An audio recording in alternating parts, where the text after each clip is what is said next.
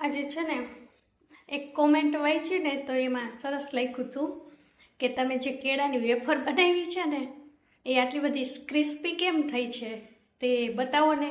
તો અત્યારે જો હું આ લઈને જ ઊભી છું. આખો ડબરો ભરાણો તો એમાં હવે આટલી જ રહી છે, બાકી ખવાઈ ગઈ છે. તો બતાવો કે સરસ ક્રિસ્પી થાય છે અને હું ઘરે બનાવું છું. આ હકીકત જ છે, કોઈ એવું બહારથી બનાવીને મેં તમને નથી બતાવી. જો બતાવો, અવાજ આવે છે?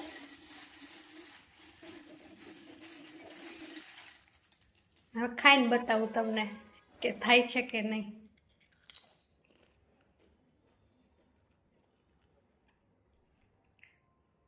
સંભળાઈ ગયું ને? એટલે હકીકત જ છે, એવી સરસ થાય જ છે વેફર ઘરે, બહાર જેવી જ. તો ઘરે ટ્રાય કરજો અને તમારા કોમેન્ટનો જવાબ પણ તમને આપી દીધો, તમે જે કીધું હતું એ પ્રમાણે.